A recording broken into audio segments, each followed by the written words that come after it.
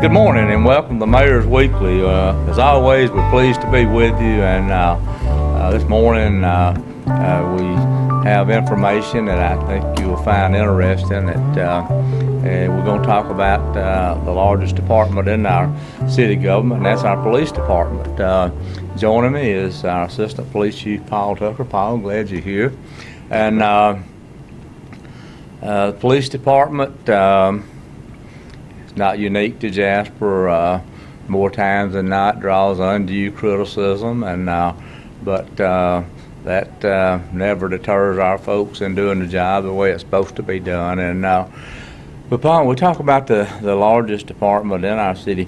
How many employees do we have in the police department? It's about 75 total. The majority of our department are sworn officers, about 50. We're allotted for about 50, and but the entire department, to include jailers, dispatchers, and part-time personnel, totals about 75. Well, let's put that in perspective. 75 employees against a total head count in our city of about 200. So you can see that that's is the largest department. And Paul, you know this. You've been doing police work for a long time. The police department works 24 hours a day, 7 days a week, 365 days a year. It never stops. That's right. We're never closed. And have such a variety of things to deal with, from simply helping somebody that has a need to dealing with situations, criminals involved, that sort of thing, and our officers, in the course of a year, have to put themselves in harm's way. That's right. And that's and the work becomes more dangerous. I mean, if you read the news, state, national news across our country, it's probably not a week it goes by, certainly not a month, we don't read about police officers losing their lives in the line of duty. And but we have folks that in the crews on patrol every day, and then we have a detective investigative group. But how many folks are assigned to that, Paul? In our criminal investigation division, I believe we have 10 total assigned. That's between detectives and our narcotics division. And Paul, if I understand this correctly, their work is not simply working on what has happened, but there's work done in anticipation of what can happen. Is that correct? That's correct. And I know we had a situation here in our city, it made probably not a year ago, when it had a person that was leaving notes and businesses, and you'll recall that it was a little strange, whatever, and one of those things that you just couldn't let go. You had to begin investigative work to see what was happening, what was driving this person, and unfortunately, our department, head of the departments, this person was, I won't say apprehended, but found out, lived in another city, but our department was first in line to solving that. It made me so proud of our department. Of course, in every time I'm not proud of our department. Paul, with that incident actually involved several different agencies in several different counties, and we all worked well together, our investigators and theirs, and from the other jurisdictions. And that incident created some concern with some of our business people in the city, and through that investigation, it alleviated those concerns. And to have an effective police department, there are many components. Good people being one of them, but good equipment is a part of it, and we have to have transportation. And to show you where we were at, and I'm talking about just maybe 3 years back now, maybe not that much, an officer hired on at the city of Jasper, they had to bring their own sidearm, didn't they, Paul? Yes, sir. Right. Today, our officers all carry the same brand, same caliber sidearm that's provided by the city of Jasper. That's correct, and it's a quality sidearm. It's one of the best out there. Right, and we if that Now, we move away from that, and when you have 75 employees, training is a big piece of the work, working through maybe issues, and you can't do that out under a tent. And at the front door of our city hall, which would be not city hall, our police department, which would be the east side of that building on Alabama Avenue. Is that right? That's right. Yes, You walk in the front door and you take an immediate left and you go into a large room. It's labeled training room, and this training room is antiquated, I think, in every respect. The paint's dim, the floor covering's worn out, the audio and visual systems are big time out of date.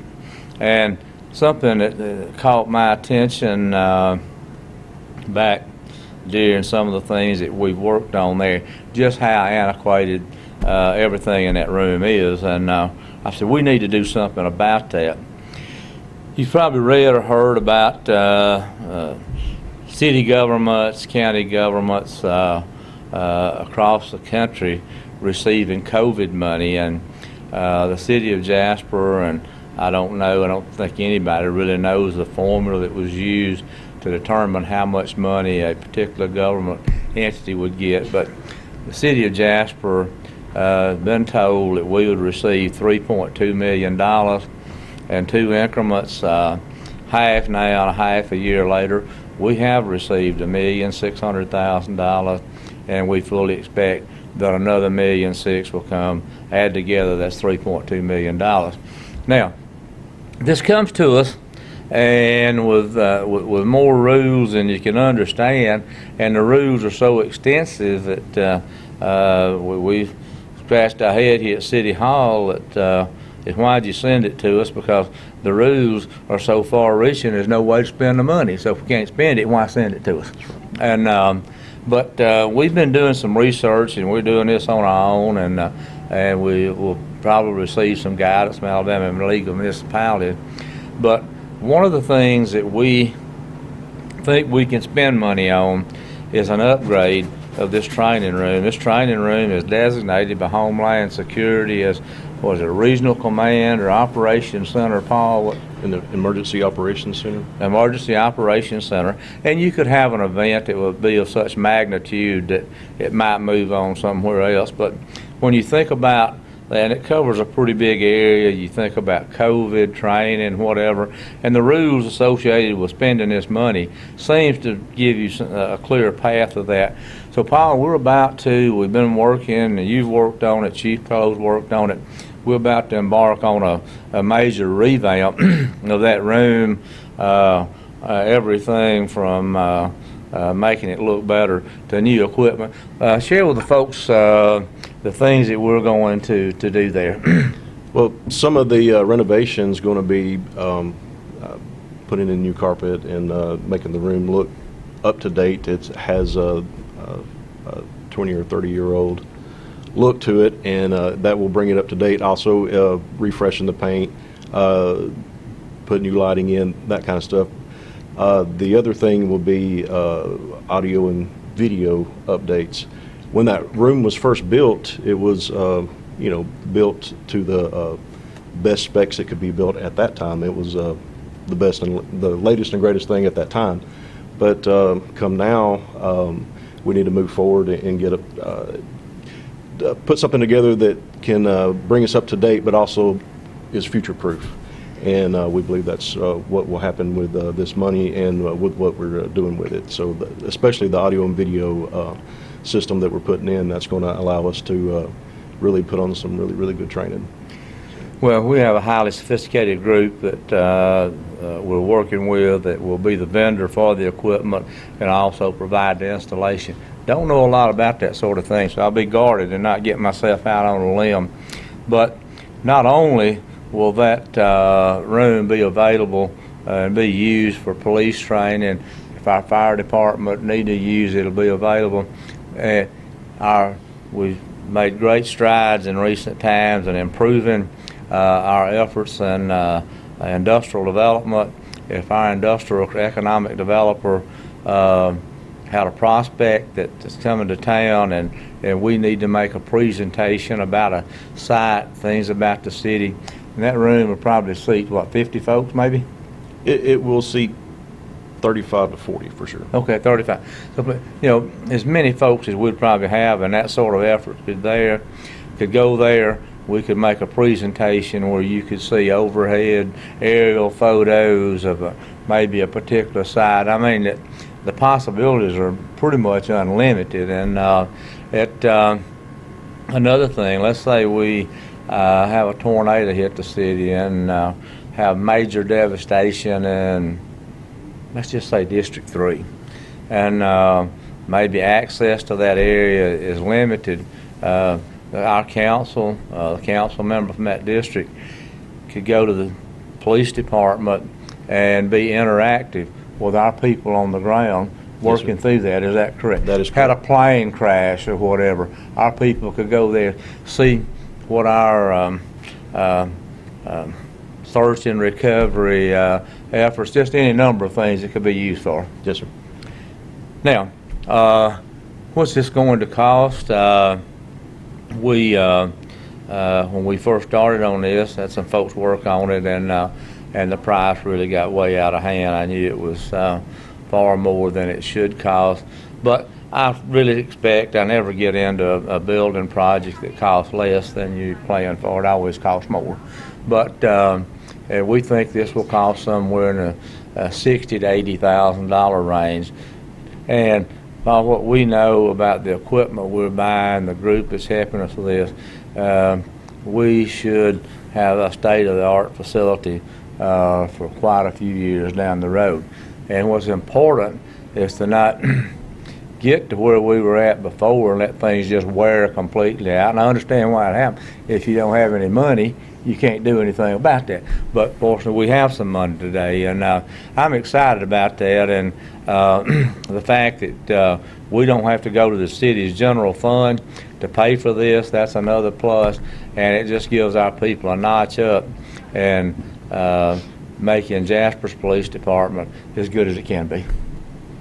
Yes, sir. You agree with that? Yes, sir, I do. And it's great because we can make that room, which we call it a multi-purpose room, like it's already been said, it's training room for the police department and an emergency operations center for not just this department but any other areas that may need our assistance, and the ability to show people that may be interested in coming to this city. And that's great that we can actually utilize that room for that purpose. Yeah.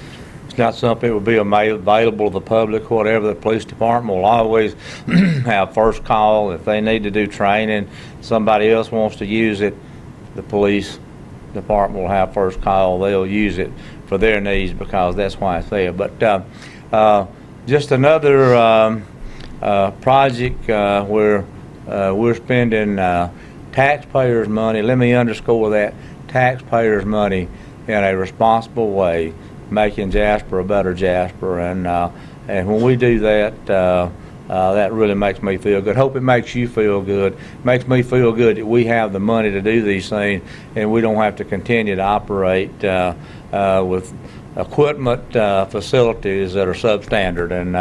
And I'm excited, and we get this underway probably 60, 90 days at the most. It'll be wrapped up, wouldn't you think? That's what we're hoping. That's what we're hoping for. Paul, I appreciate you joining me today, and the project will, like I said, get underway soon based on what information I have. We always welcome your questions. Send them our way. We'll get you an answer, and we'll look forward to next week, and we'll probably we're moving closer to Foothills. There's been a few changes that we're having to make. We're working on that today, and but we're working through those, and it won't impact in a negative way Foothills at all. But we'll share those changes with you, and like I said, in all likelihood, we'll do that next week. So again, thank you for being with us.